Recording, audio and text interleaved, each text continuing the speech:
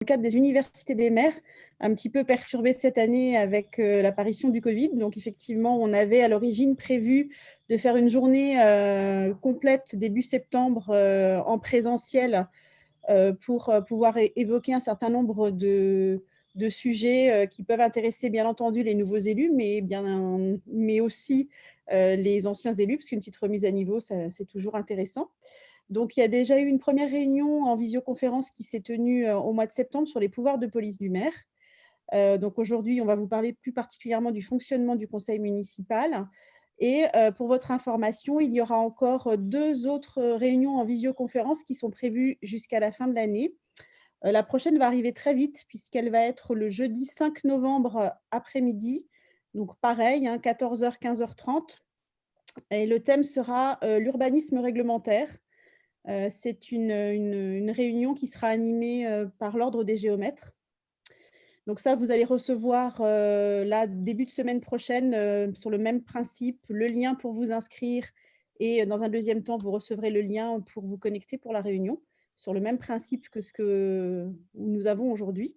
Et il y a une dernière réunion qui est prévue toujours dans le cadre des universités des maires en partenariat avec l'AMF, le mercredi 16 décembre, qui là abordera le thème de l'élaboration du budget communal.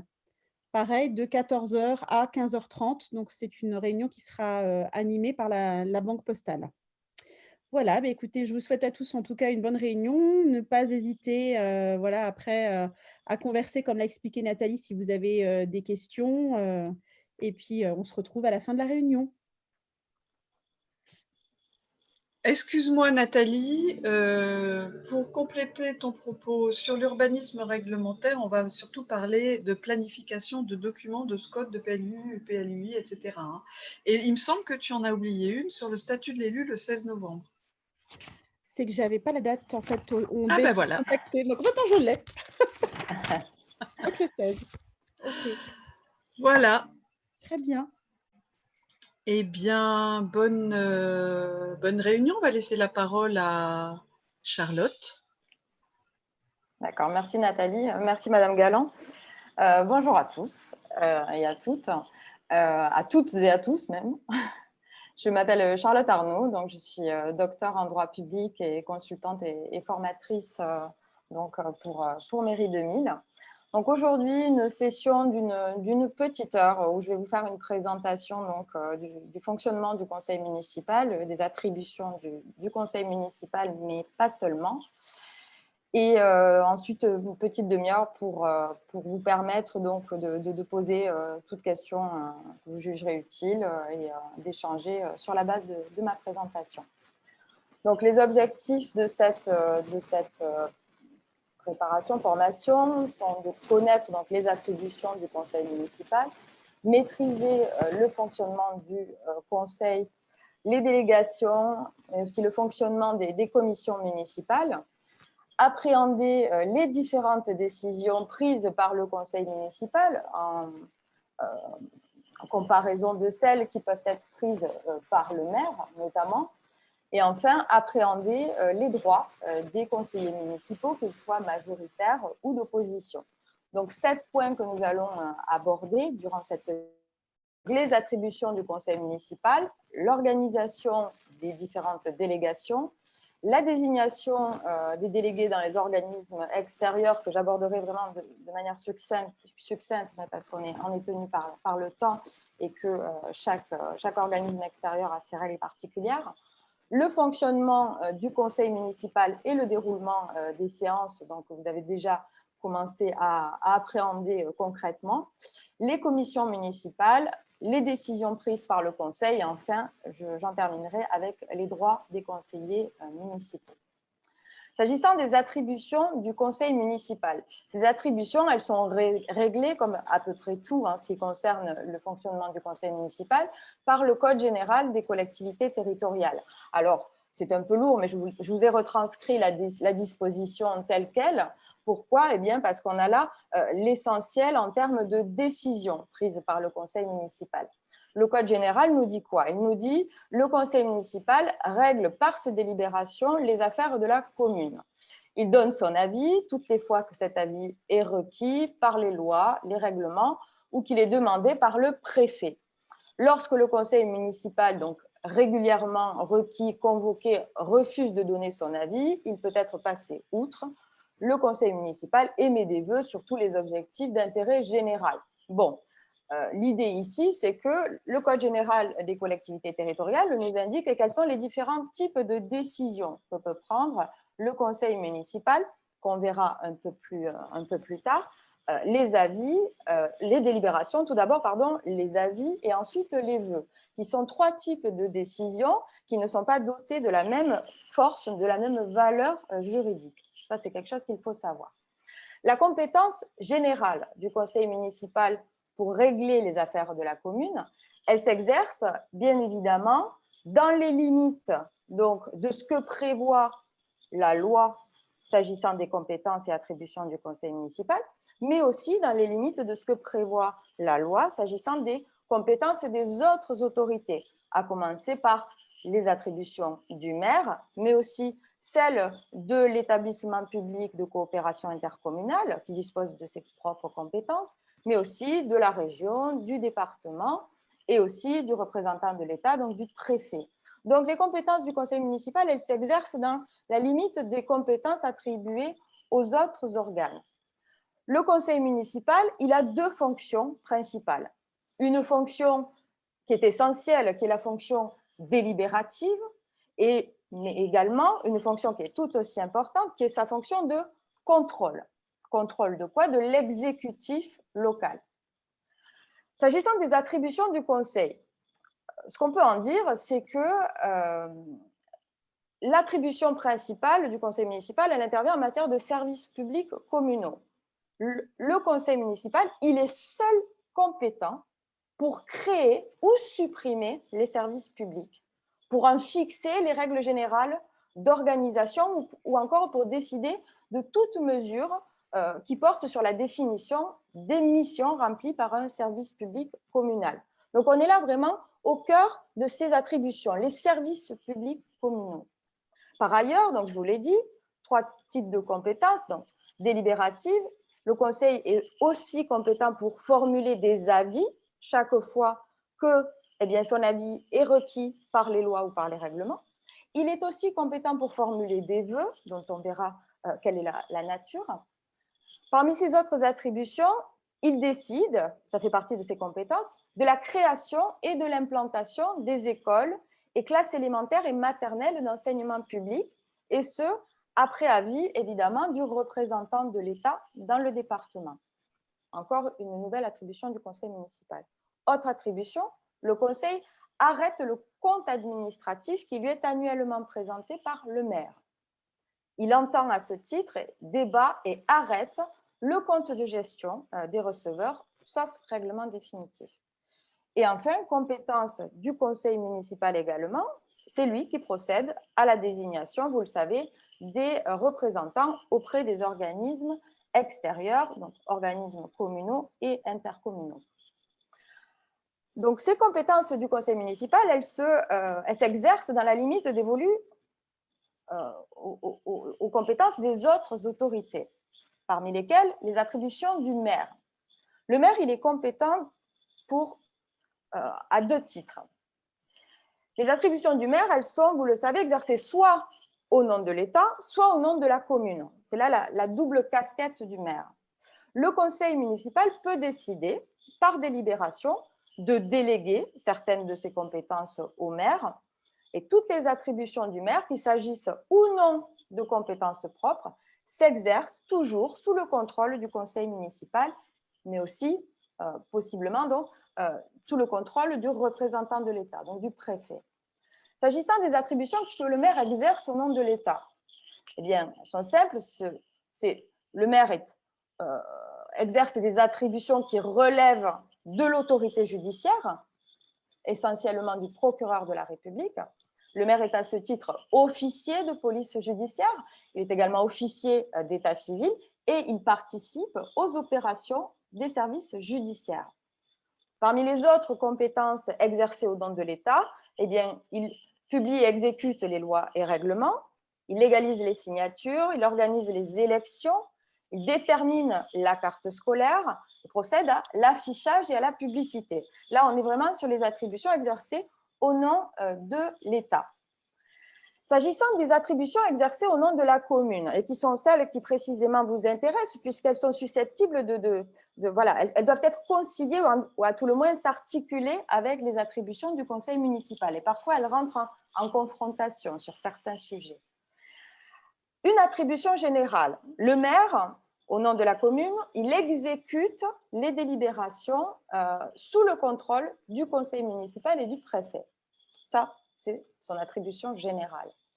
Il dispose d'attributions particulières également. Le maire, il est notamment chargé de conserver et d'administrer les propriétés de la commune et faire tout acte conservatoire à ce titre, gérer les revenus, surveiller les établissements communaux et la comptabilité communale.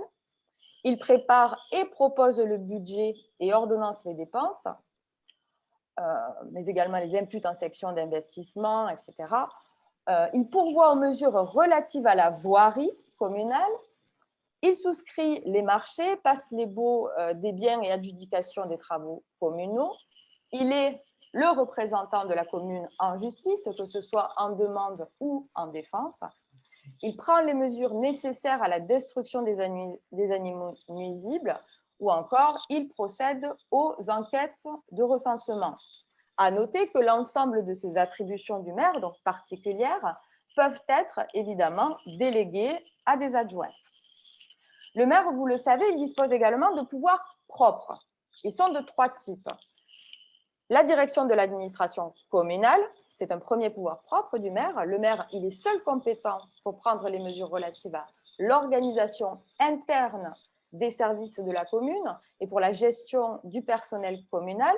C'est là où je vous disais qu'il peut exister certaines collisions entre les compétences dévolues au conseil municipal en matière de services publics et les pouvoirs propres dont dispose le maire. Donc, l'articulation est parfois assez fine. Autre pouvoir propre, les pouvoirs de police. Le maire, il est chargé, vous le savez, sous le contrôle administratif du préfet, de la police municipale, de la police rurale et de l'exécution des actes qui sont relatifs, donc par arrêté préfectoral, arrêté municipal. Enfin, dernier pouvoir propre, les autorisations d'urbanisme. Le maire, il délivre les permis de construire et les autres autorisations d'urbanisme dans les communes dotées d'un PLU, donc plan local d'urbanisme, ou d'une carte communale. Des délégations peuvent être, vous le savez, consenties. Elles sont de 3 ordres. Soit des délégations données au maire par le conseil municipal, soit des délégations du maire aux adjoints et conseillers municipaux, ou enfin des délégations du maire aux agents. Donc 3 types de délégations. C'est là aussi le Code général des collectivités territoriales qui nous informe et qui précise donc les modalités de ces délégations. S'agissant des délégations du conseil municipal au maire, eh bien, le CGCT, le Code général des collectivités territoriales, nous dit que donc, un certain nombre d'attributions limitativement énumérées sont prévues. L'objectif, c'est de permettre au maire, à l'exécutif, d'agir sans devoir attendre la réunion du conseil municipal. Alors, il est possible soit de ne déléguer que certaines attributions, et à l'intérieur de celles-ci, eh bien, le conseil peut choisir de limiter l'étendue de la délégation qu'il consent. Les délégations, elles sont confiées au maire pour toute la durée de son mandat. Mais toutefois, le conseil municipal peut parfaitement y mettre fin à tout moment. Sachez une chose, c'est que la délégation, dès lors qu'elle est consentie, elle prive le conseil municipal d'habilitation. C'est le maire qui devient compétent dans l'attribution déléguée. Toutefois, cette délégation, elle ne se fait pas en toute liberté puisque le conseil municipal exerce son contrôle. Là où je vous disais que la deuxième fonction du conseil municipal a son importance. Le maire doit rendre compte à chaque séance du conseil municipal sur le périmètre donc, de la délégation. Donc, le maire doit rendre compte donc, de son exercice sur la délégation consentie. La délibération du conseil municipal qui porte délégation, formellement, elle doit être explicite, elle doit être précise, c'est-à-dire qu'elle doit précisément indiquer les délégations, les attributions qui ont été déléguées. Et c'est le conseil qui fixe les limites ou conditions de l'exercice de la délégation donc, par le maire. S'agissant du deuxième type de délégation, donc les délégations du maire aux adjoints et conseillers municipaux, alors normalement l'administration de la commune, elle relève de la seule autorité du maire. Il a plusieurs options. Il peut exercer seul toutes les compétences qui lui sont dévolues, mais il peut aussi déléguer ses pouvoirs, que ce soit ses pouvoirs propres, mais aussi ceux qu'il exerce au nom de l'État, de même que les attributions qu'il a reçues du conseil municipal. Il peut les déléguer à des adjoints. Si les adjoints sont tous déjà titulaires d'une délégation, et uniquement dans ce cas-là, une délégation, elle peut être accordée à des conseillers municipaux délégués. Le maire, une nouvelle fois, il est libre d'accorder ou non ces délégations et il n'est tenu ni d'en accorder à tous les adjoints, ni de suivre l'ordre du tableau. Formellement, la délégation, elle est nominative et elle doit faire l'objet d'un arrêté qui est publié et affiché dans son intégralité. Cet arrêté, là aussi, il doit être précis. La délégation, elle ne peut pas être totale. Et quand des délégations portent sur les mêmes domaines, elles doivent préciser dans quel ordre de priorité les délégataires peuvent l'exercer. L'arrêté, il doit également lister la nature des pouvoirs délégués, et ce, afin d'éviter un contentieux relatif à l'incompétence de l'adjoint à agir. Donc, c'est une spécificité juridique. Les actes qui sont réalisés dans le cadre de la délégation le sont au nom du maire et sous sa surveillance. Là aussi, il a toute liberté pour intervenir dans le domaine délégué et il peut à tout moment retirer la délégation consentie. Sa décision donc, de délégation, elle ne doit néanmoins pas être motivée par des considérations qui sont étrangères à la bonne administration communale. Elle n'a pas toutefois à être motivée ni à donner lieu à une procédure contradictoire préalable. Le conseil municipal doit alors se prononcer sur le maintien de l'adjoint dans ses fonctions. Petite précision, la délégation de fonction, elle inclut par principe la compétence pour signer les actes entrant dans son champ. Pour autant, il est possible de prévoir une délégation sans délégation de signature. C'est une spécificité. Dernier point, les délégations du maire aux agents. Le maire, vous le savez, il peut donner, là aussi sous sa surveillance et sa responsabilité, délégation de signature au DGS, au DGA, au DGST et aux responsables de service, donc, y compris au directeur de cabinet. 2 délégations spécifiques aux agents peuvent être accordées également, la délivrance des expéditions des délibérations et arrêtés, la certification des pièces justificatives produites à l'appui des mandats, l'exercice des fonctions que le maire exerce en qualité d'état civil et en qualité de président de la Caisse des écoles, ou encore, dernière attribution, l'instruction des demandes d'urbanisme. Sur la désignation des délégués dans les organismes extérieurs, un point là-dessus. Les communes sont représentées, vous le savez, dans de nombreux organismes extérieurs. Donc j'y vais très rapidement, mais parce que chacun de ces organismes a ses spécificités. Vous avez dû déjà y procéder. Le conseil municipal doit désigner ses délégués, donc ils siégeront dans les organismes extérieurs. Pour l'essentiel, ces organismes, eh bien, ce sont les syndicats de communes, syndicats intercommunaux à vocation unique ou à vocation multiple, les syndicats mixtes ouverts ou fermés. Les établissements publics rattachés, le CCAS, CIAS, la régie municipale, les établissements publics à caractère industriel et commercial, donc les EPIC, ou encore les structures satellites de droit privé, dans les associations, les sociétés d'économie mixte, les sociétés publiques locales. Le conseil municipal, il doit désigner ses délégués dans le meilleur délai après son installation, donc afin de ne pas retarder évidemment celle de l'organe délibérant de l'organisme extérieur. Ça, c'est Ces désignations-là ont dû être faites d'ores et déjà, j'en doute pas. À présent, le fonctionnement du conseil municipal. Le règlement intérieur. Alors, le conseil municipal, dans les communes de 1000 habitants et plus, il doit établir son règlement intérieur, et ce, dans les 6 mois qui suivent son installation. Alors, vous me direz si vous y avez d'ores et déjà procédé, pour ceux qui sont élus dans des communes de plus de 1000 habitants. Cet acte, donc le règlement intérieur, il vient fixer les règles de fonctionnement de l'Assemblée délibérante, donc du conseil municipal, dans le cadre, donc, dans un cadre légal qui lui aussi est prévu par le Code général des collectivités territoriales.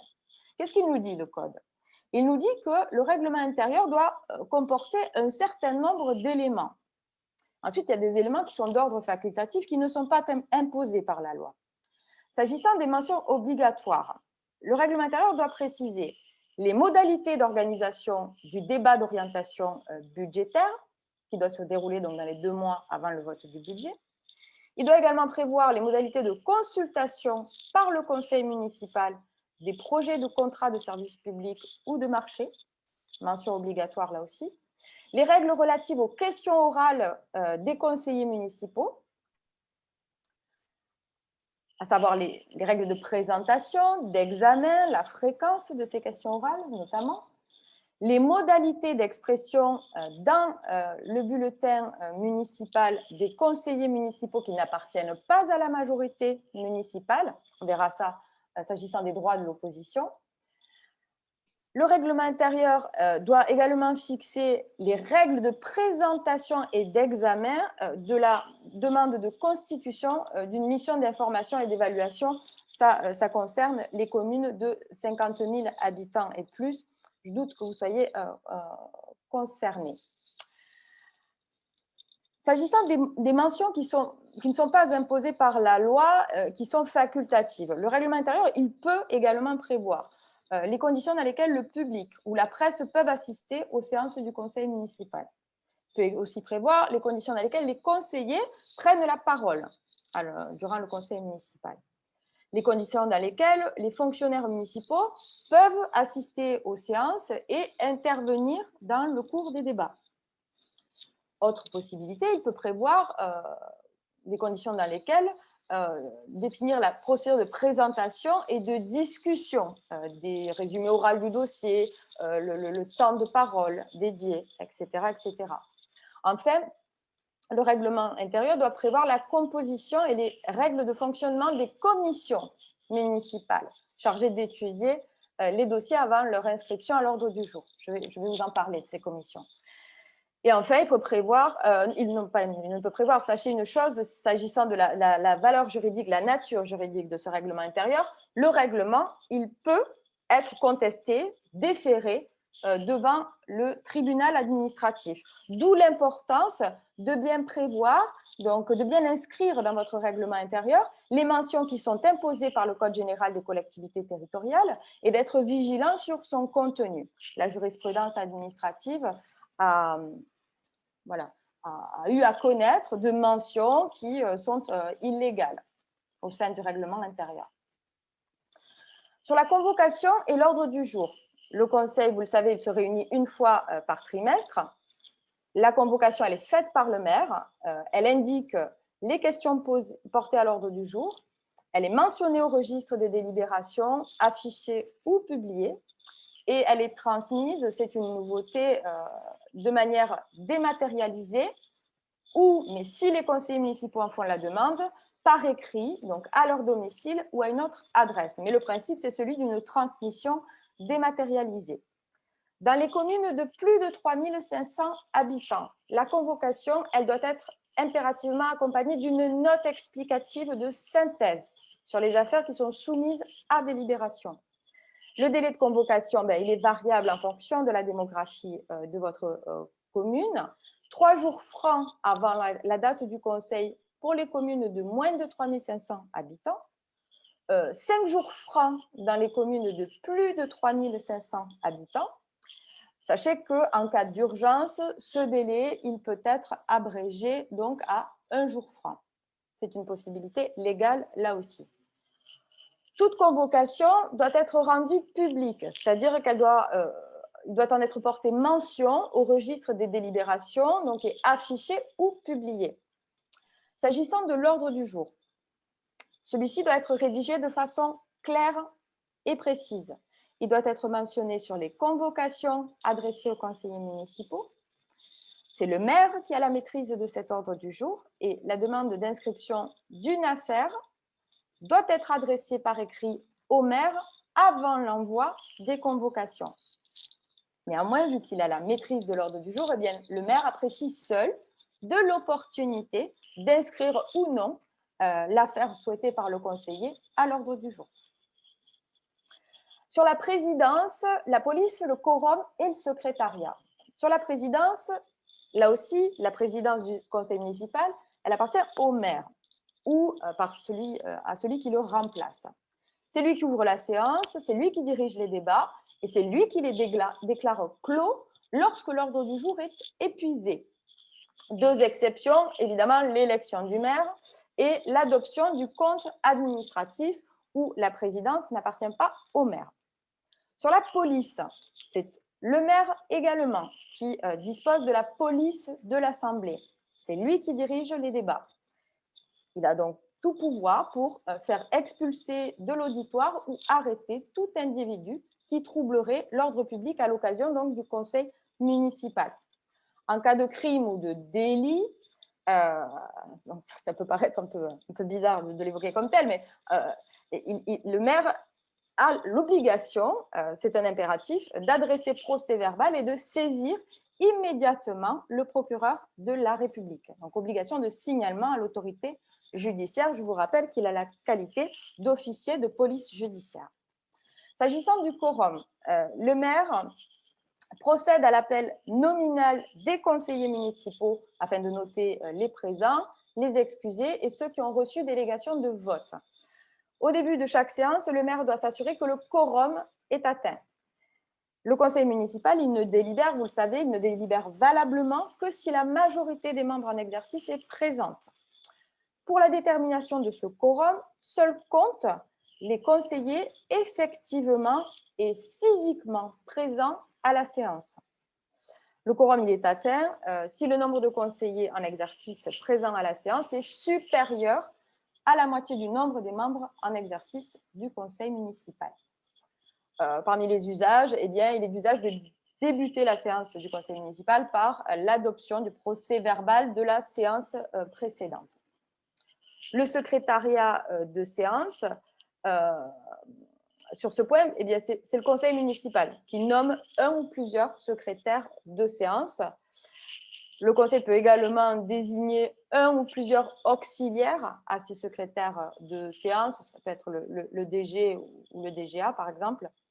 Ces auxiliaires assistent au débat, mais évidemment ne prennent pas part au vote. Je vous parlais de mentions du règlement intérieur qui sont illégales. Là, je voulais indiquer, la jurisprudence administrative a considéré qu'est illégale une disposition du règlement intérieur qui donne compétence au maire pour désigner un ou plusieurs secrétaires de séance, par exemple. C'est une mention qui est contraire à la loi.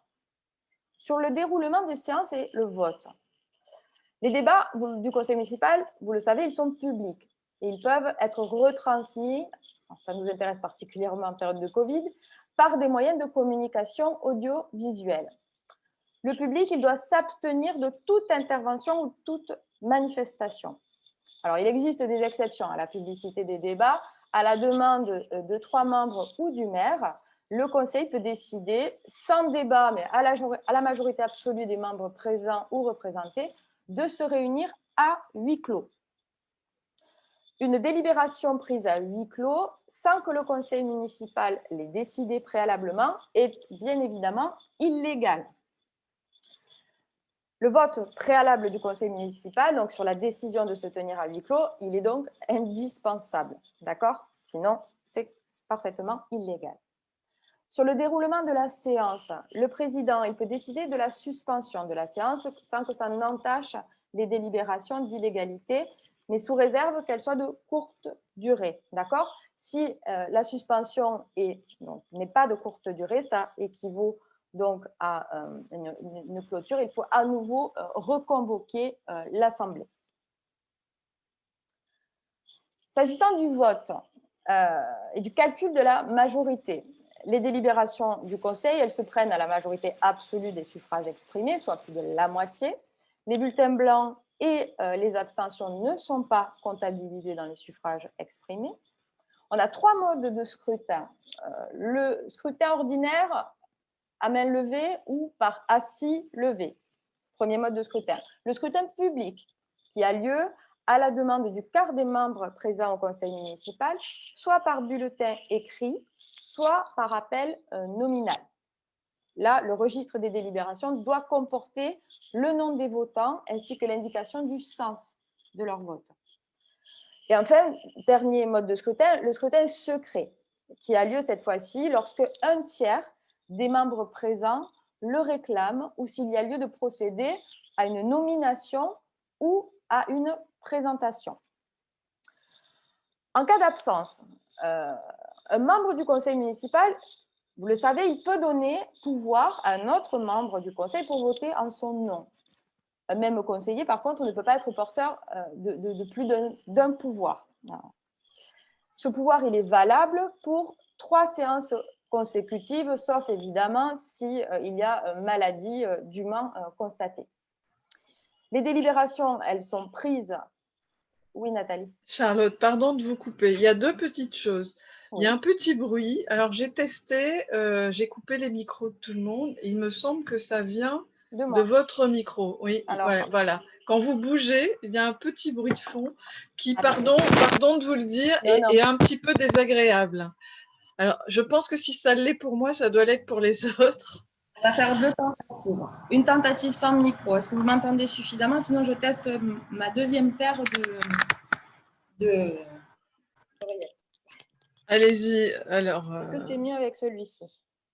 Oui, je pense que c'est mieux. Allons-y. Si je bouge. Voilà, c'est mieux. Déjà, c'est mieux. Et puis, on a des questions. Pardonnez-moi. J'en profite de vous avoir coupé pour poser des questions. Qu'entendez-vous par envoi dématérialisé de la convocation? Un mail suffit-il ou faut-il un envoi horodaté? Première question.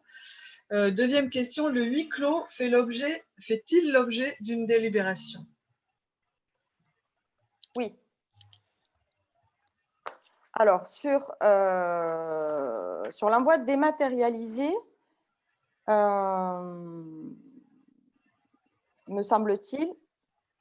Le mail suffit puisqu'il est horodaté, le mail. Oui, tout à fait. Donc, un mail suffit.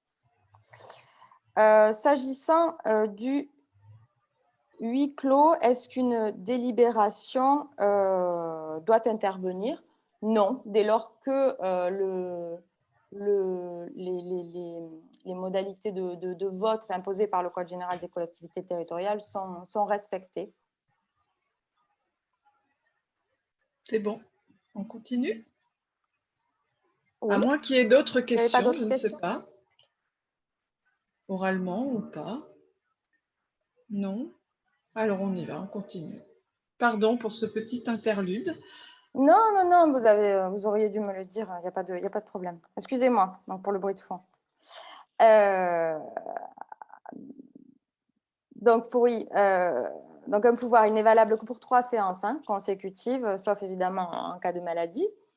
Les délibérations, elles sont prises à la majorité absolue des suffrages exprimés.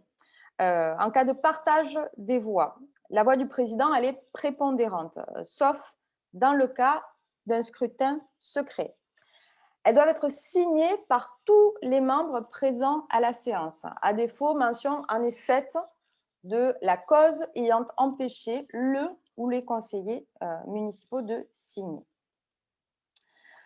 Sur les modalités de publicité de la séance, là, il convient de bien distinguer le procès-verbal du compte rendu, d'accord, qui peuvent parfois poser difficulté. Le procès-verbal, il a pour objet d'établir et de conserver les faits et les décisions des séances du conseil municipal. c'est vraiment un document exhaustif, le procès-verbal. Il doit être rédigé de façon aussi complète et précise que possible. Il doit mentionner toutes les affaires débattues et les décisions qui ont été prises. C'est le secrétaire de séance qui le rédige, ce procès-verbal, et les conseillers municipaux sont tenus de le signer. D'accord ? C'est vraiment un document qui a valeur de preuve, le procès-verbal. D'accord ? Raison pour laquelle on attend de ce document qu'il soit particulièrement exhaustif et qu'il reprenne objectivement le déroulement de la séance. Il y a des mentions obligatoires au PV. Hein. La date de la réunion, évidemment, la présidence de la séance, le nombre de conseillers qui étaient présents et représentés, la désignation du secrétaire de séance, l'ordre du jour, bien évidemment, et enfin les décisions prises. Dans le cadre d'un scrutin public, petite particularité, il nous faut le nom des votants avec le sens de leur vote. Voilà pour les mentions obligatoires du procès-verbal. À la différence du procès-verbal, le compte-rendu retrace les décisions prises par le conseil municipal sur les affaires inscrites à l'ordre du jour, sans détailler les débats, et c'est le maire qui le prépare, le procès-verbal. Le compte-rendu, pas de confusion, le compte-rendu. Le compte-rendu, donc, il est beaucoup moins exhaustif. On a là les décisions prises par le conseil municipal. Le PV, le procès-verbal, ce n'est pas lui qui constitue une mesure de publicité des séances. Je vous l'ai dit, la valeur probante pour connaître voilà, la manière dont s'est déroulée la séance du conseil municipal. Mais pour les modalités de publicité, c'est le compte rendu qui compte. C'est lui qui est donc préparé par le maire et qui doit être affiché sous 8 jours à la porte de la mairie et qui est rédigé donc sous la responsabilité du maire et affiché sous la responsabilité du maire et éventuellement mise en ligne sur le site internet de la commune si évidemment vous en avez un. Toute personne physique ou morale, donc tout citoyen peut demander communication de ce procès verbal. Vous disposez d'un délai d'1 mois pour le communiquer. Et dans le cas contraire, donc en cas de non-communication du compte rendu, pardon, excusez-moi, j'espère que je n'ai pas dit procès verbal, du compte rendu, en cas de non-communication de ce compte rendu, il s'agit de ce qu'on appelle un refus implicite qui autorise à saisir la commission d'accès aux documents administratifs. D'accord? Donc, délai de 1 mois.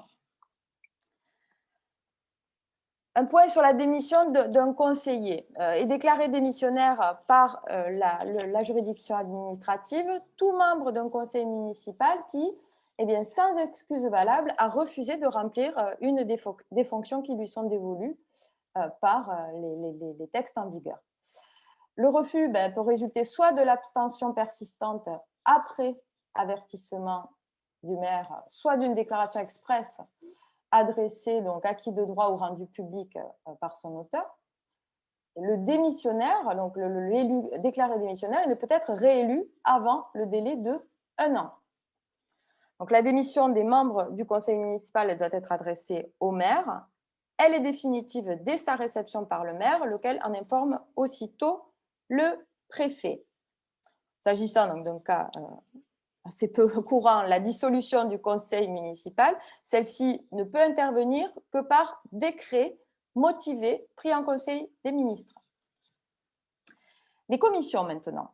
Alors, vous savez, il en existe de plusieurs types.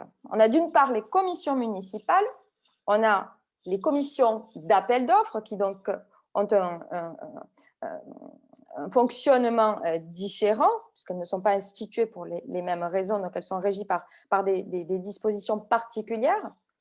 L'émission d'information et d'évaluation, mais ça, ça ne vous concerne pas, puisque je vous l'ai dit précédemment, ça concerne les villes de plus de 50 000 habitants, enfin vous me direz si ça peut vous concerner. Et enfin, les comités consultatifs. Donc, sur les commissions municipales, je vous ai à nouveau inscrit les dispositions du Code général des collectivités territoriales. Je suis très attachée à toujours revenir au texte, puisque c'est là l'essence même des choses. Le conseil municipal, il peut former, donc au cours de chaque séance, des commissions qui sont chargées d'étudier les questions soumises au conseil soit par l'administration, soit à l'initiative d'un de ses membres.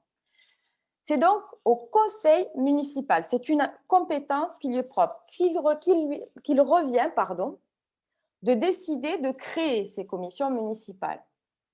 Pourquoi c'est une compétence propre du conseil municipal? Eh bien, c'est une compétence propre du conseil municipal parce que les commissions municipales sont instituées pour préparer le travail délibératif.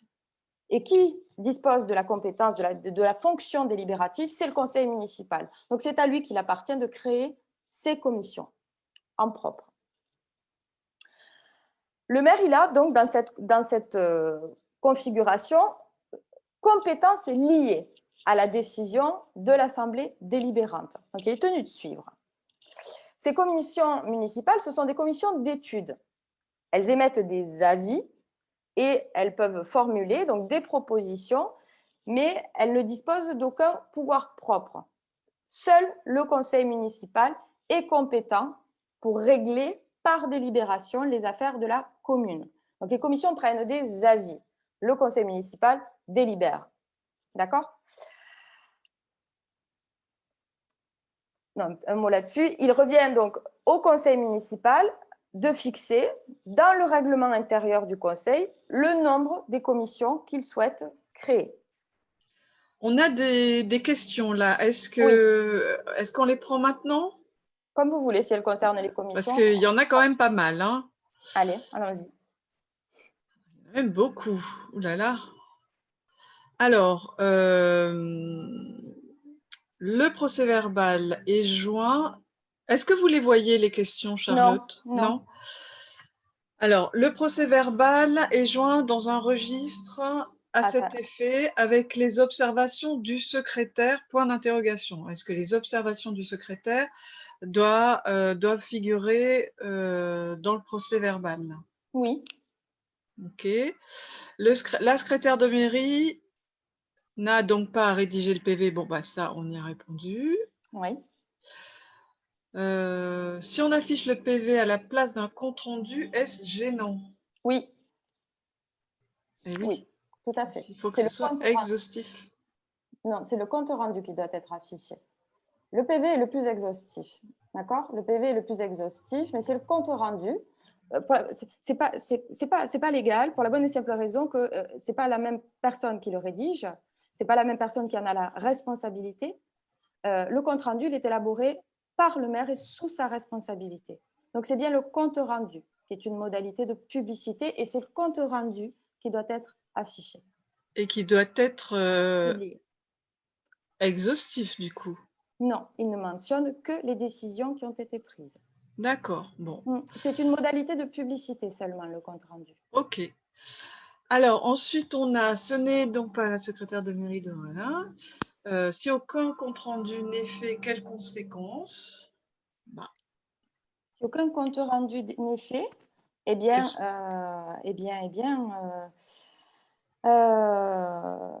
tout ce qui a été décidé peut être contesté pour cette seule raison. Parce que si vous voulez, pourquoi on exige que ce compte rendu soit publié? On l'exige parce que, il faut que le citoyen puisse accéder aux décisions qui ont été prises et donc en avoir connaissance. À défaut de publication du compte rendu, on va considérer qu'il n'en a pas eu connaissance. Donc, de ce seul fait, si vous voulez, ça ne fait ni partir les délais de voie de recours. Enfin, c'est un problème. C'est un problème sous l'angle de la publicité. Que se passe-t-il si on n'est pas d'accord entre ce qui s'est dit lors d'un conseil municipal et ce qui est retranscrit sur le compte-rendu ou le procès-verbal? Vous ne le signez pas. S'agissant du procès-verbal, vous ne le signez pas. Si vous n'êtes pas d'accord, ou alors vous mentionnez votre désaccord. Vous faites inscrire votre désaccord au PV. D'accord.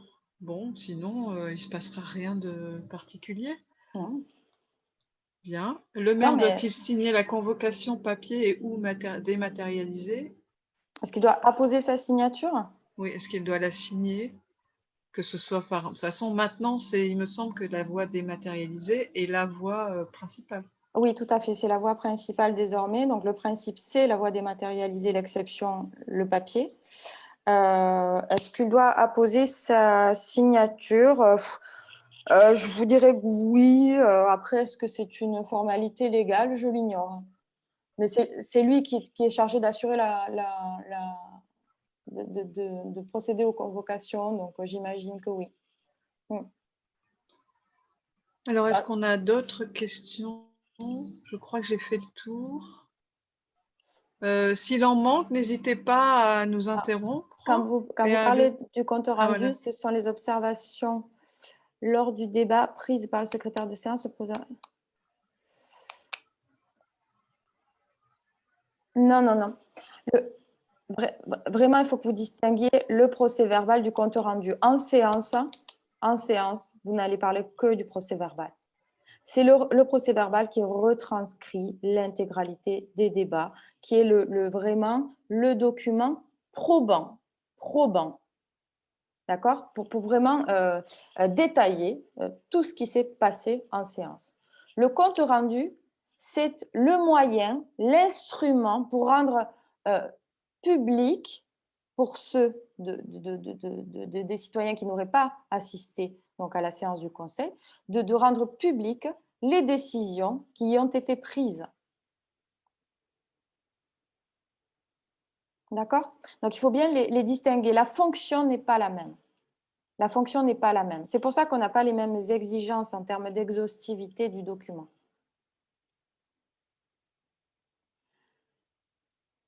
Ne doit-on pas envoyer nos convocations signées en PDF? Alors là aussi, je ne connais pas le CGCT par cœur, mais je vous dirais que, étant donné que il doit être, voilà, et la convocation appartient au maire, je dirais qu'elle doit être signée donc en PDF, si, mais je l'ignore, si, très certainement.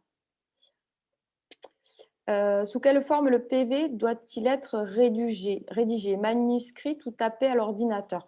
Là aussi, je ne crois pas qu'il y ait d'exigence particulière de ce point de vue-là. Je dirais que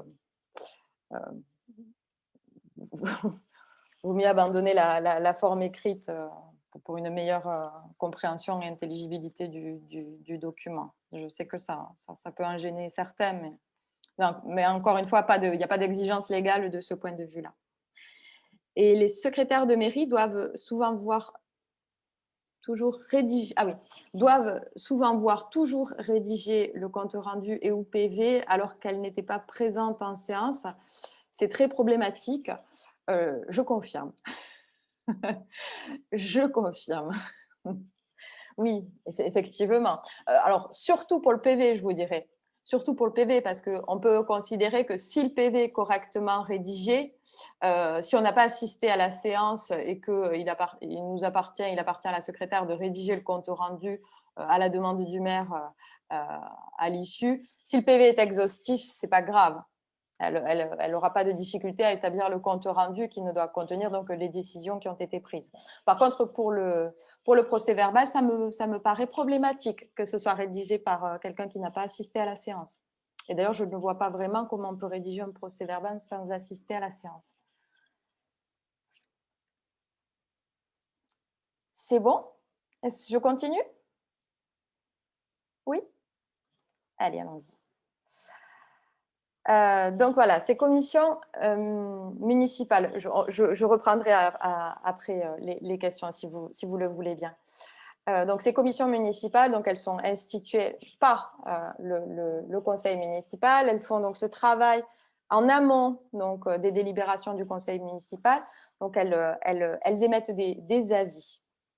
Je vous ai intégré la disposition du Code général des collectivités territoriales pour que vous l'ayez. Vous aurez le support, évidemment, après la formation pour pouvoir vous y référer si besoin. Donc, élément important là-dessus, donc ces commissions elles sont chargées d'étudier les questions donc, soumises au conseil municipal. Elles sont convoquées par le maire, qui en est le président de droit. Dans les 8 jours qui suivent leur nomination. Dans cette première réunion, donc, les commissions désignent un vice-président qui peut les convoquer et les présider si le maire est absent ou empêché. Dans les communes de plus de 1000 habitants, la composition des commissions, sachez-le, y compris les commissions d'appel d'offres et les bureaux d'adjudication, doivent respecter le principe de la représentation proportionnelle pour permettre donc l'expression pluraliste des élus au sein de la commission. Donc, le conseil municipal, et non le maire, fixe le nombre de conseillers qui siègent dans chaque commission. Ça, c'est compétence du conseil municipal. C'est le conseil également qui désigne par délibération ceux qui siégeront dans telle ou telle commission. Cette désignation, elle doit être faite au scrutin secret, sauf si le conseil municipal décide à l'unanimité de ne pas y procéder. Ces commissions, elles peuvent être soit permanentes, soit temporaires. Là aussi, c'est un choix du conseil municipal selon le domaine concerné sur lequel la commission va intervenir. Vraiment, ces commissions-là, elles sont instituées par le conseil municipal et de manière assez libre, d'accord? Donc, il peut décider qu'elles sont permanentes ou temporaires. Vraiment, elles sont facultatives, ces commissions. Donc, vous pouvez, en qualité de conseiller municipal, les supprimer librement, sans difficulté en cours de mandat. Elles ne sont composées que de conseillers municipaux. Et donc, dans les communes de plus de 1000 habitants, elles respectent la représentation proportionnelle. Ces missions, c'est, je vous l'ai dit, instruire les affaires soumises au conseil municipal. Seules les questions soumises au conseil peuvent être étudiées par les commissions. D'accord? Et c'est là aussi le conseil municipal qui définit le périmètre. Vous savez à peu près les domaines dans lesquels elles interviennent, ces commissions, hein, affaires culturelles, agriculture, urbanisme, enseignement, etc., etc. Les commissions, donc, elles font ce travail préparatoire, donc en amont des délibérations. Elles ne prennent aucune délibération, je le précise bien, vous le savez. Donc, et chaque commission élabore un rapport sur chaque affaire qu'elle étudie de manière à le communiquer à l'ensemble du conseil municipal. Les commissions d'appel d'offres, maintenant, qui sont un peu différentes. Elles peuvent avoir un caractère permanent. Pourquoi? Eh bien, dans certaines collectivités, pour éviter de devoir constituer une nouvelle commission d'appel d'offres à chaque nouveau marché public passé par la collectivité. Alors attention, la constitution d'une commission d'appel d'offres, elle n'est pas imposée dans tous les marchés publics, seulement dans les procédures formalisées. Si vous voulez des éléments là-dessus, je pourrais, en même temps que le support, vous envoyer les différents seuils, d'accord, en matière de marché public. Ces CAO, donc ces commissions d'appel d'offres, elles sont composées du maire ou de son représentant qui préside la CAO. Dans les communes de 3500 habitants et plus, elles sont composées de 5 membres titulaires et de 5 membres suppléants élus par le conseil municipal en son sein et à la représentation proportionnelle au plus fort reste. Dans les communes de moins de 3500 habitants, la CAO est composée de 3 membres titulaires et de 3 membres suppléants, également élus par le conseil municipal en son sein à la représentation proportionnelle au plus fort reste. La composition des CAO et des bureaux d'adjudication, elle respecte également le principe de la représentation proportionnelle. Je vous l'ai dit, ces commissions d'appel d'offres, elles doivent obligatoirement être créées. Qu'est-ce que ça veut dire, ça? Ça ne veut pas dire que vous devez impérativement, là, tout de suite, créer une CAO. C'est que pour certains marchés publics, la constitution d'une commission d'appel d'offres est imposée légalement. Les membres de la CAO ne sont pas désignés, mais vous l'aurez noté, ils sont élus par délibération du conseil municipal, donc à la représentation proportionnelle au plus fort reste, au scrutin de liste et au scrutin secret, sauf accord unanime contraire. La liste des candidats à constituer donc, est celle qui est soumise au vote des électeurs lors de l'élection du conseil municipal. Ainsi, si 3 listes ont été présentées, elles seront toutes 3 obligatoirement proposées pour la composition de la CAO. Alors là, par exception, par rapport aux commissions municipales, des membres ayant voix consultative peuvent intervenir dans la commission d'appel d'offres. Alors, vous ne l'ignorez pas, le travail de la commission d'appel d'offres, sur certains marchés publics, relève d'une certaine technicité qui fait que la commission peut avoir besoin de s'associer les conseils de personnes compétentes sur les marchés publics. Donc, ça peut être un agent de la collectivité qui est désigné du fait de ses compétences en matière de marché public, par exemple. Mais voix consultative au sein de la commission. Le quorum, il est atteint lorsque la moitié des membres ayant voix délibérative sont présents. Alors, je vous l'ai dit, sur le caractère obligatoire de la composition de la CAO, elle intervient obligatoirement dans les procédures dites formalisées de marché public. Donc, ce sont des procédures qui s'imposent au-delà de certains seuils fixés par le Code de la commande publique, seuil qui va varier selon qu'on est en matière de marché public, de services, de travaux ou de fournitures. Si vous voulez, je vous adresserai donc le document avec le tableau récapitulatif des seuils afin que vous puissiez savoir à quel moment la consultation d'une commission d'appel d'offres est imposée. Ces commissions, donc, elles remplissent plusieurs fonctions. Elles interviennent donc obligatoirement pour les procédures formalisées et à ce titre, elles analysent les candidatures et les offres des entreprises candidates. Elles attribuent le marché à l'entreprise présentant l'offre économiquement la plus avantageuse. Et elles peuvent aussi, c'est possible, intervenir de manière facultative dans certaines procédures donc, où leur intervention n'est pas imposée, où elles donnent leur avis sur le choix du ou des candidats donc, sélectionnés.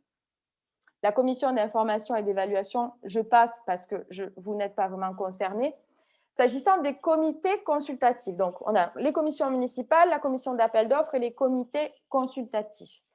Le conseil municipal, il peut créer ces comités consultatifs sur tout problème d'intérêt communal concernant tout ou partie du territoire de la commune. C'est aussi le conseil municipal qui fixe la composition de ces comités sur proposition du maire et ces comités sont présidés par un membre du conseil municipal qui est lui aussi présidé par le maire. Ces comités sont constitués pour une durée qui est limitée. Elles comprennent, à la différence des commissions, des personnes qui peuvent ne pas appartenir au conseil municipal et notamment des représentants des associations locales. Ces comités ils peuvent être consultés par le maire sur toute question ou projet qui intéresse les services publics ou les équipements de proximité ou qui entrent dans le domaine de compétences des associations qui sont membres du comité. Là aussi, le travail de ces comités, il est consultatif, tout comme les commissions. On est sur un travail vraiment préparatoire au travail délibératif du conseil municipal. Sur les décisions qui sont prises par le conseil municipal, je vous l'ai dit en entame de ce propos, le conseil municipal, il prend 3 types de décisions. Des délibérations, des avis ou des vœux. Et ces 3 types de décisions, il faut les distinguer, les différencier de l'arrêté, d'accord, qui est de la compétence du maire ou du préfet, évidemment. Qu'est-ce qui différencie ces 3 types de décisions? Eh bien, c'est leur valeur juridique, leur force juridique. La délibération du conseil municipal, c'est ce qu'on appelle une décision qui fait grief. Ça veut dire quoi qui fait grief? Ça veut dire qu'elle produit des effets juridiques. Et en tant que telle, eh bien, elle est susceptible de faire l'objet d'un recours devant le juge administratif. je vous l'ai dit, donc, les domaines sur lesquels le conseil municipal délibère, on les a vus au départ, ce sont donc tous les domaines que je vous évoquais en entame de propos. On est sur la création, la suppression, l'organisation et le fonctionnement des services publics, etc. etc. D'accord? Donc, les délibérations sur le domaine concerné, on est sur les affaires, les attributions donc listées par le Code général des collectivités territoriales. À quel moment les délibérations entrent en vigueur et donc produisent des effets de droit et donc sont contestables par toute personne. Pour acquérir leur caractère exécutoire, les délibérations, elles doivent répondre à deux conditions, respecter deux conditions. Être transmises au contrôle de légalité préfectorale et être publiées ou affichées. Ce n'est qu'à ces deux conditions que la délibération, elle entre en vigueur, elle est applicable. Si la délibération n'est pas transmise au contrôle de légalité ou si elle n'a pas été affichée ou publiée, eh bien, elle n'est pas exécutoire. Ça ne veut pas dire qu'elle est illégale, juste elle n'a pas d'existence juridique. D'accord? Donc, il est impératif de respecter ces formalités, bien évidemment. C'est le maire qui est compétent pour ça. C'est de sa responsabilité, donc, de certifier le caractère exécutoire des délibérations. Il y a une condition, petite condition supplémentaire à la suite donc, de la transmission au contrôle de légalité et publication ou affichage. Pour certaines délibérations, celles qui sont prises en matière d'interventionnisme économique, à savoir les aides aux entreprises, les garanties d'emprunt, ce genre de délibération, ou encore celles qui approuvent une convention de délégation de service public, ces délibérations-là, en plus des deux conditions que je vous évoquais précédemment, elles doivent, pour être exécutoires, faire l'objet d'une insertion dans une publication locale diffusée dans la commune. Cette publication, elle en conditionne le caractère exécutoire et elle fait partir les délais de recours. D'accord? Parce que c'est bien là le sujet. La délibération est prise, il faut qu'elle acquiert un caractère exécutoire pour pouvoir être contestée. Pour être exécutoire, contrôle de légalité, donc transmission au contrôle de légalité du préfet, et publication ou affichage selon la nature de la délibération. Et donc, troisième condition pour ce type de délibération, donc insertion dans une publication locale pour les délibérations en matière d'interventionnisme économique. Les avis. Les avis et les vœux, c'est assez simple. Je vais y passer rapidement, à tout le moins, sur les vœux, c'est très simple à comprendre. L'avis, c'est du bon sens. Hein. C'est une position que le conseil municipal adopte sans effet direct. D'accord? L'avis, il constitue un acte préparatoire. Et donc, en tant que tel, à la différence des délibérations, il ne peut pas être contesté, l'avis. D'accord? Il existe trois types d'avis. L'avis spontané, qui est un avis qui est équivalent à un vœu. L'avis consultatif et l'avis conforme. Alors, il y a une petite différence, une petite subtilité juridique entre les deux. L'avis consultatif, eh bien, certaines décisions ne peuvent être prises par une autorité qu'après avoir consulté le conseil municipal. Dans ce cas, eh bien, le recueil de l'avis du conseil municipal, il est obligatoire pour l'autorité compétente. Mais cette dernière n'est pas liée par la position prise par le conseil municipal dans son avis. Reste que le défaut de recueil de l'avis du conseil municipal est susceptible d'entraîner l'illégalité de la décision prise à l'issue. D'accord? L'avis consultatif, il est imposé par la loi donc, pour prendre telle ou telle décision. Donc, si la décision finale a été prise par le maire, par exemple, sans avoir recueilli l'avis du conseil municipal, eh bien, on peut contester la décision finale comme étant illégale. Ça, c'est l'avis consultatif. L'avis conforme, c'est encore plus contraignant. L'avis conforme, eh bien, on est dans le même cas de figure que celui que j'évoquais précédemment pour l'avis consultatif, c'est-à-dire que l'autorité est tenue de consulter le conseil municipal, mais elle est tenue de suivre le sens de l'avis formulé. C'est l'avis conforme. Là, l'autorité qui décide est liée par la position du conseil municipal.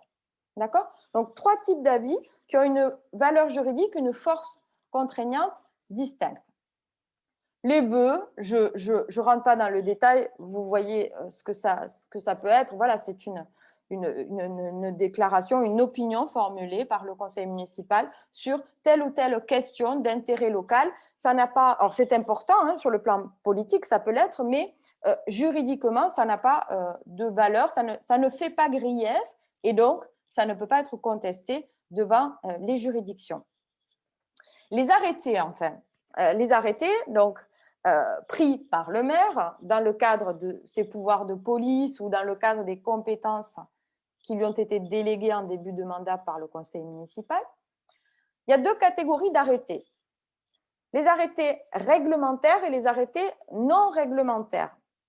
Qu'est-ce que c'est que cette distinction? Les arrêtés réglementaires, ce sont des arrêtés qui vont concerner le plus grand nombre. D'accord?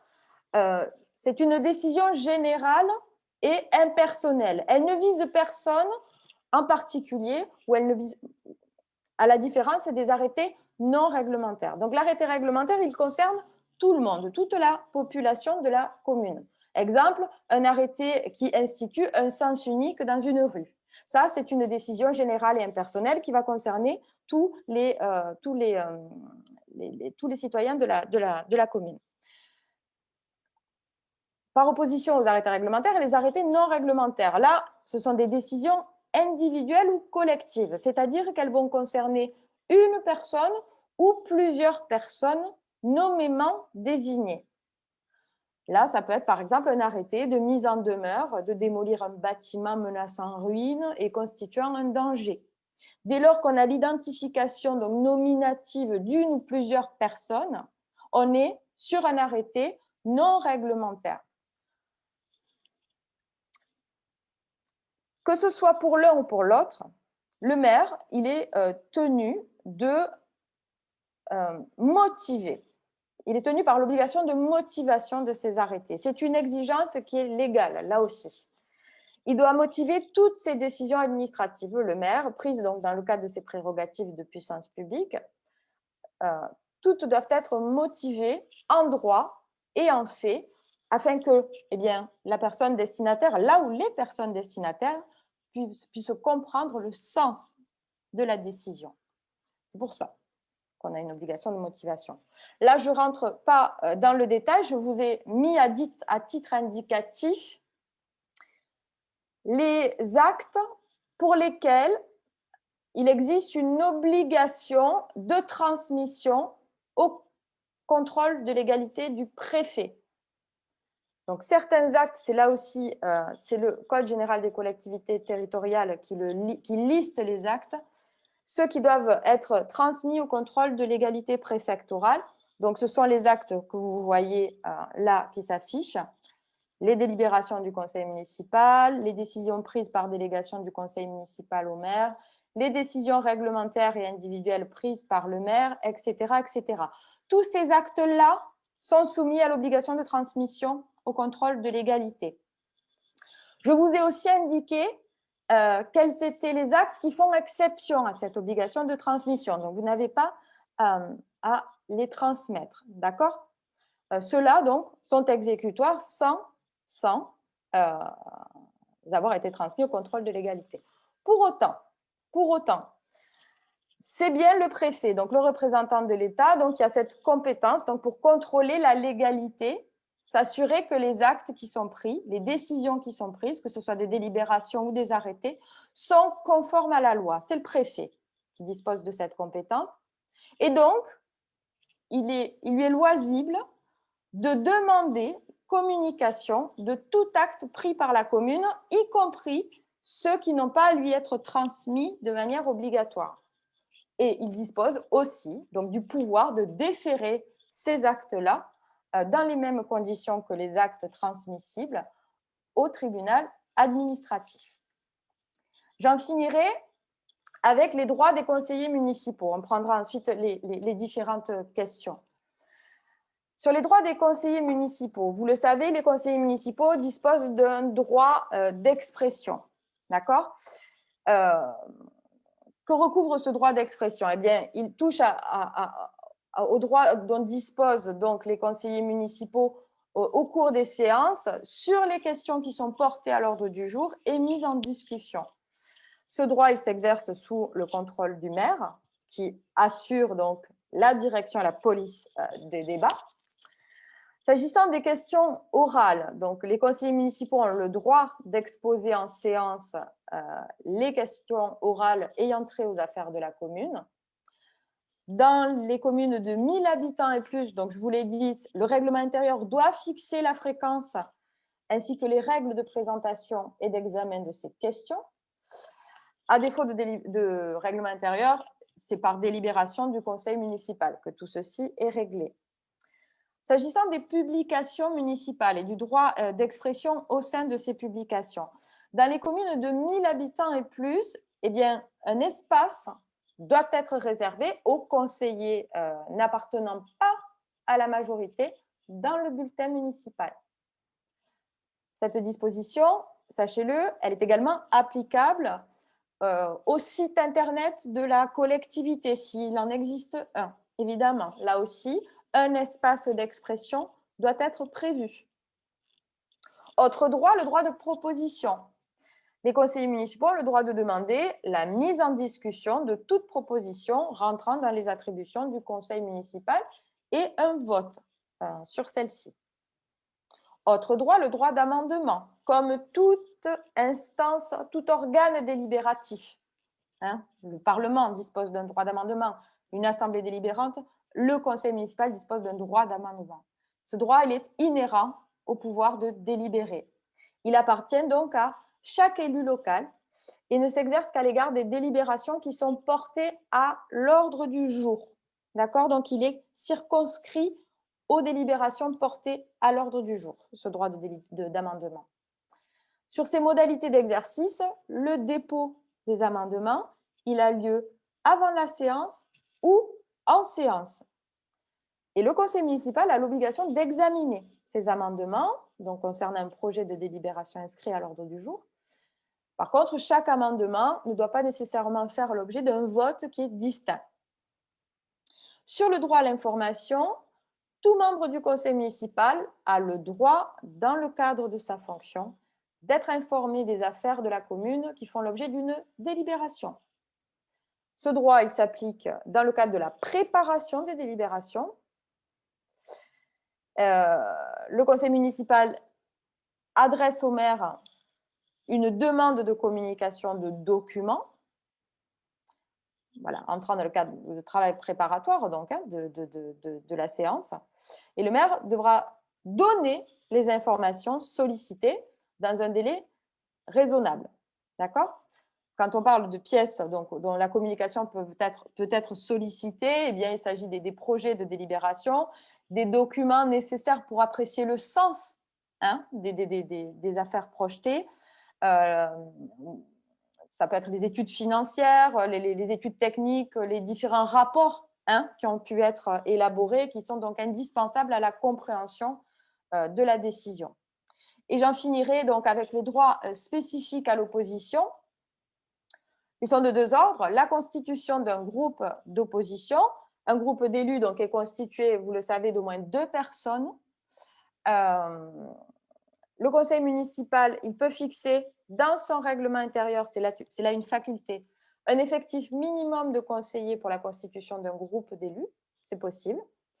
Dans les conseils municipaux des communes de plus de 100 000 habitants, je ne crois pas que ça vous concerne là aussi. S'agissant de la mise à disposition d'un local ou d'un espace donc, dans le bulletin municipal, donc, qui est le second droit dont disposent les élus d'opposition. Dans les communes de plus de 3 500 habitants, les conseillers qui n'appartiennent pas à la majorité et qui en font la demande peuvent disposer sans frais du prêt d'un local commun. D'accord? Alors, malgré la formulation de cet article du Code général des collectivités territoriales, il ne s'agit pas d'une possibilité, d'une faculté, mais d'un impératif. D'accord? C'est un droit dont disposent les élus d'opposition et non d'une faculté qui est laissée à la libre appréciation du maire. Donc, la mise à disposition d'un local doit être satisfaite donc, dans un délai raisonnable entre 2 et 4 mois. Voilà pour ce que j'avais à vous dire sur le sujet. Je vais prendre les questions. Peut-être vous pouvez me les poser oralement si vous le souhaitez. Alors oui, parce qu'il y en a pas mal. Hein. Il y en a pas mal. Alors je vais remonter. Alors, moi aussi. Je vais remonter. Tac, tac, tac. Alors c'était après la convocation. OK. Le nombre de commissions doit apparaître de façon obligatoire dans le règlement intérieur ou facultatif. Facultatif. Ça ne fait pas partie des mentions obligatoires. OK. Pour l'affichage de combien de temps?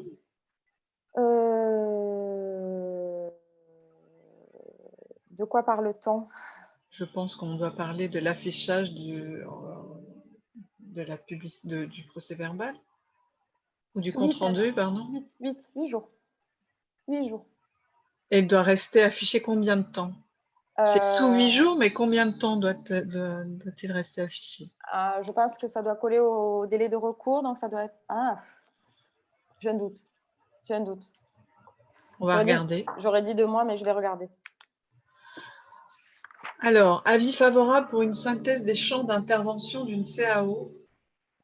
Avis favorable pour une synthèse des champs d'intervention. Ah oui, d'accord. Oui, les seuils.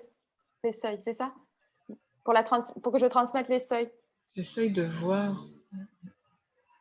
Vous pouvez aussi poser vos questions par oral, hein, en ouvrant vos micros. Hein. Alors, qu'entend-on par publication de la délibération? Eh bien, alors, il y a peut-être un élément sur lequel je n'ai pas suffisamment insisté. De la même manière que les arrêtés, les délibérations, elles vont avoir soit un caractère général, soit un caractère individuel. Auquel cas, eh bien, on va distinguer donc l'affichage ou la notification ou la publication.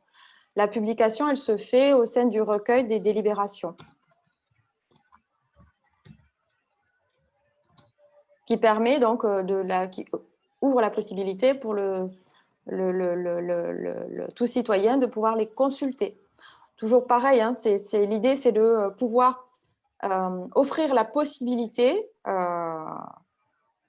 de consultation des différentes décisions qui sont prises par les autorités instituées, que ce soit le maire ou le conseil municipal, de manière évidemment à ne pas porter atteinte à la possibilité de contester les décisions qui sont prises.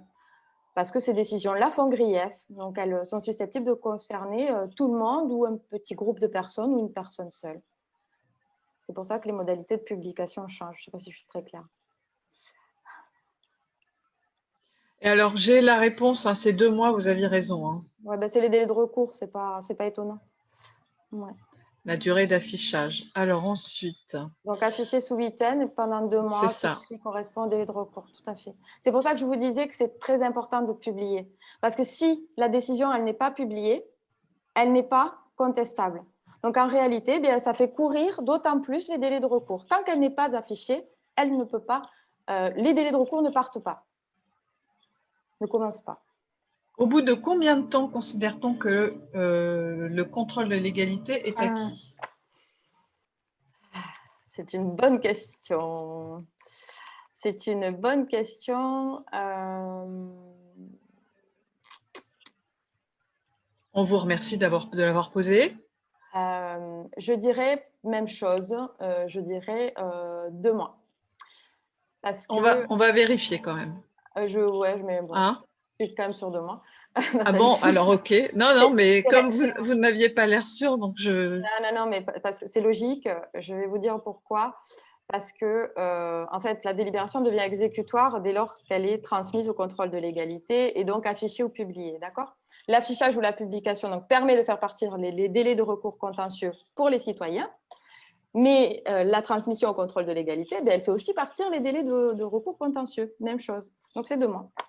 D'accord. Peut-on enregistrer un conseil municipal? Ou alors, si vous n'avez pas décidé de vous réunir à huis clos, je dirais que oui. Alors, la difficulté… Attends. alors, je dirais que oui. Elle est… Je l'ai déjà eu, cette question, et elle me gêne un peu aussi sous l'angle du droit à l'image. Sous l'angle du droit à l'image, est-ce qu'il faut recueillir l'autorisation des conseillers Oui, c'est sûr. Oui. Voilà, donc je dirais oui, sous réserve peut-être de alors flouter éventuellement les conseillers. Alors déjà consulter les conseillers qui ne souhaiteraient pas voir leur image diffusée, puisque si on enregistre, c'est évidemment pour diffuser. Et donc sous réserve d'avoir obtenu l'accord des conseillers municipaux pour qu'on capte leur image et la diffuse, et en cas de désaccord, d'avoir flouté les participants. Qu'est-ce que vous en pensez, Nathalie? Vous êtes d'accord avec cette interprétation ou pas? C'est délicat. J'ai déjà fait des recherches sur cette question-là, ce n'est pas très clair. Mais il faut l'accord, je crois. Il faut le spécifier en début de séance, que la séance va être enregistrée et il faut l'accord de tout le monde, il me semble. Qu'il faille l'accord, ça me paraît logique. Parce que voilà, on est sur la captation d'images et sur la diffusion. On a… alors oui, il y a une question. Oui, vous recevrez le support. Hein, c'est l'association des maires. Nathalie, hein, tu confirmes? Oui, pas de problème. Dès que tu me l'auras envoyé, je transmets à l'ensemble des communes. Oui, donc sur la question de l'enregistrement, je vous dirais de délibérer là-dessus et de faire voter l'ensemble des conseillers, de recueillir leur accord au préalable. Ok, merci Charlotte. A-t-on d'autres questions? Alors, un conseiller municipal qui assiste à la séance du conseil en visio est-il considéré comme membre présent à ce conseil? Un conseiller municipal qui assiste à la séance en visio, comme il y en a eu pas mal pendant le confinement, hein, il y en a eu quand même quelques-unes de visio.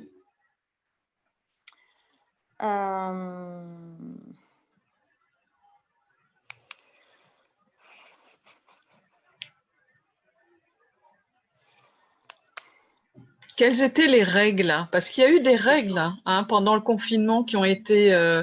on a eu des décrets qui sont sortis pour réglementer la tenue des conseils municipaux en visio. Je me souviens pendant le confinement. On va rechercher ça. Oui, parce est-ce qu'ils sont toujours en vigueur? Est-ce que… À moins que quelqu'un ait la réponse. Il est possible que quelqu'un ait la réponse aussi. Hein. Vous pouvez, Ça ne doit plus être en vigueur depuis le 30 août. C'est ça, voilà. En fait, qui me… À ma connaissance, d'après ce qu'on a lu, ce n'est plus en vigueur, mais effectivement, c'est dans les tuyaux que, là, évidemment, ça ressorte également le fait d'avoir un quorum avec un tiers seulement des participants. Là, au vu de l'évolution de l'épidémie, c'est ce qui semble se projeter. Oui, dans le cadre de l'état d'urgence sanitaire, ils vont reprendre des textes. Ouais. C'est ça.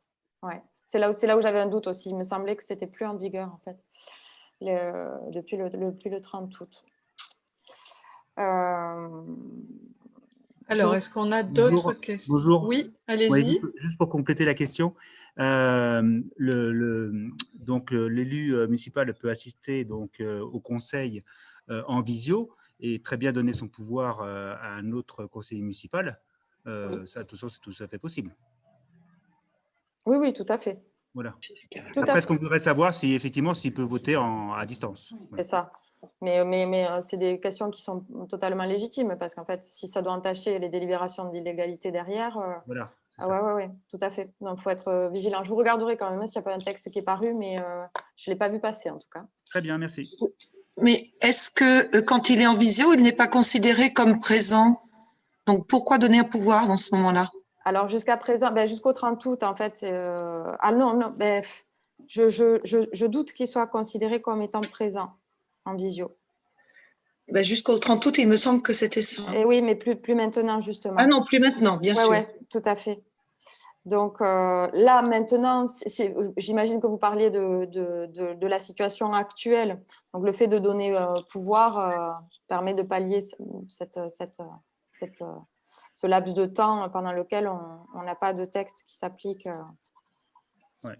Mais si on pouvait avoir une réponse effectivement à cette question. Je vous le regarde. Je ne vous garantis pas que je l'ai en l'absence de texte, mais peut-être…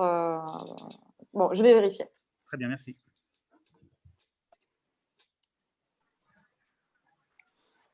Alors, donc, donc il n'est pas obligatoire d'afficher les délibérations à partir du moment où elles sont consultables par tout le monde. Point d'interrogation. Consultables par tout le monde où? Sur quel support? Attendez. Je reviens.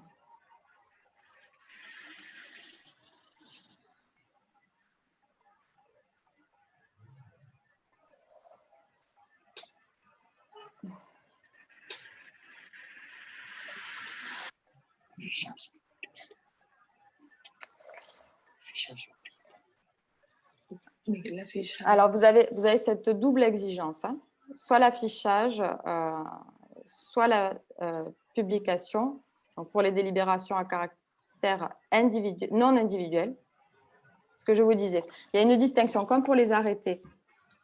Si vous êtes sur une délibération qui a un caractère réglementaire, un caractère général et impersonnel, d'accord? Là, l'affichage ou la publication s'impose, d'accord, pour les délibérations. S'il s'agit d'une délibération à caractère individuel, c'est-à-dire qui ne va concerner qu'une personne ou plusieurs personnes identifiées nominativement. Là, c'est notifié. La délibération, elle est notifiée à la personne concernée.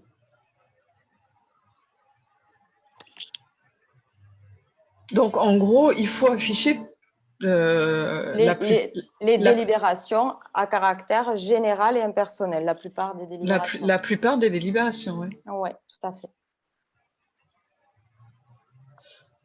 OK. Même si elles sont consultables dans un registre en mairie.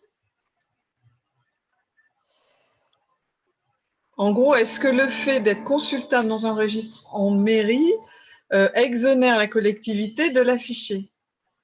C'est affichage ou publication. Donc, oui.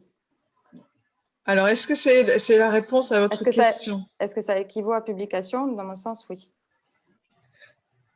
Mais voilà. Les décisions sont affichées dans le compte-rendu, donc permettent de consulter par la suite. Oui, tout à fait, mais c'est affichage ou publication. Donc après, on est sur des modalités distinctes, mais…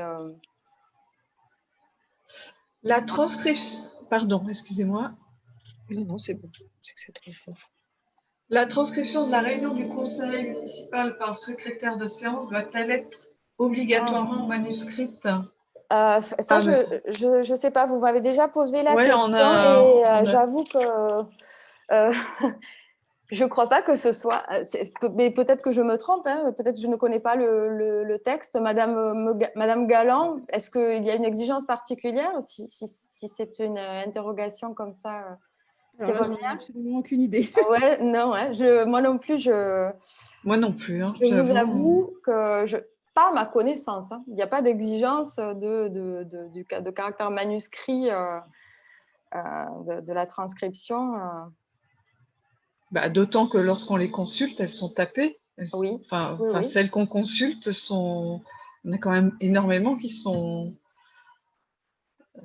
tapées, qui ne sont pas manuscrites.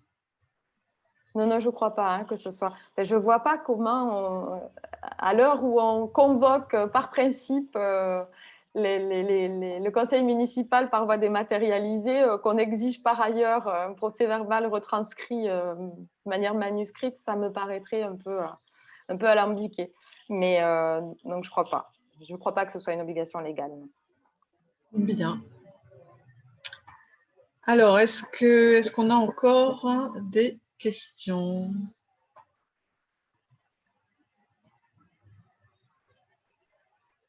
Non, pas obligatoire. Si aucun PV n'est rédigé, quelles sont les conséquences?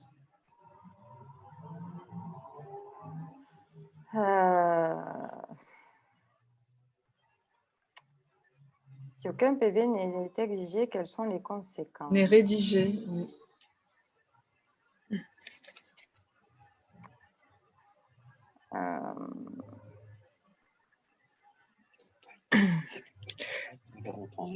Est-ce qu'on n'a pas souvent l'habitude de prendre, d'appeler compte rendu, en fait, le PV? Si, Souvent, si. Pardon, Si. Charlotte, mais on a déjà eu cette question. Ouais. Oui, donc je crois qu'il y a un amalgame entre les deux et en fait, on fait plutôt un procès-verbal qu'un compte rendu, mais sur le papier, il est appelé compte rendu. C'est ça, souvent. Hein. Alors que vraiment, les deux n'ont pas la même fonction. Vraiment, les deux n'ont pas la même fonction. Le compte rendu, il est là pour vraiment attester de tout ce qui s'est passé pendant le conseil municipal. Imaginez, je vois toujours les choses en noir, mais ça c'est… Le PV, vous voulez dire, non? Le PV, pardon, oui. S'agissant du PV, s'il se passe quelque chose, s'il y a des violences durant un conseil municipal, par exemple, et que par la suite, il y a une procédure judiciaire qui est engagée, c'est le PV et ce qui aura été retranscrit qui aura valeur de preuve de ce qui s'est passé. Le compte rendu n'a pas vocation à ça du tout. Le compte rendu, il est là pour assurer la publicité des décisions qui ont été prises. Donc, pour informer les citoyens. Mais le PV, il a valeur de preuve, et même devant les juridictions. Et c'est la raison pour laquelle on vous le fait signer. Il doit être signé. D'accord? Parce que vous devez dire oui, il s'est passé ça durant le conseil municipal, je suis d'accord. Donc, il faut le faire. Oui, mais c'est souvent fait, mais avec une fausse appellation. Oui. Un faux nom. Oui, de mon point de vue, il est obligatoire. Et pas que de mon point de vue, du point de vue du Code général des collectivités territoriales, surtout. C'est du boulot, ça facilite le travail pour la rédaction du compte rendu, par contre, si le PV est bien fait. Avec plaisir. Qu'avez-vous répondu à la question sur la présence ou pas de la secrétaire de mairie, d'où l'intérêt du dictaphone? J'aurais dit non, présence non obligatoire. Non, c'est clair. C'est le maire qui décide. Le secrétaire de séance, il est fait pour ça. Oui. Mais nous avons des anciens qui ont des réponses.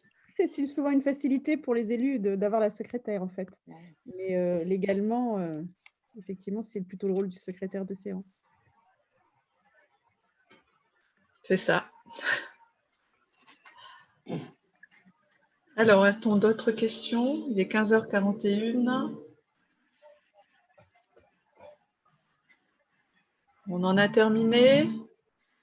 Bon, Nathalie, on remercie Charlotte pour son intervention et puis on va peut-être mettre fin. Je te laisse le mot de conclusion. Oui, donc la Nathalie va prochainement me faire parvenir le PowerPoint qui vous a été diffusé, donc vous allez le recevoir, ça vous pourrez le relire à tête reposée. Donc n'oubliez pas la prochaine visioconférence, donc le 5 novembre à 14h sur l'urbanisme. Nathalie, tu vas m'envoyer prochainement peut-être le lien pour qu'il puisse s'inscrire, ou c'est le même? Ce sera le même. C'est le même, et même lien de connexion également? Ah non, c'est le même lien de connexion, le lien d'inscription, ça ne sera pas le même. D'accord, très bien. Donc, vous allez le recevoir début de semaine prochaine, le lien pour vous inscrire. Donc, n'hésitez pas. Et puis, je vous donne rendez-vous le 5. Merci beaucoup. Bonne journée. Merci à tous. Bonne fin de journée. Merci aussi. Au revoir et merci. Au revoir. Au revoir. Au revoir. Au revoir.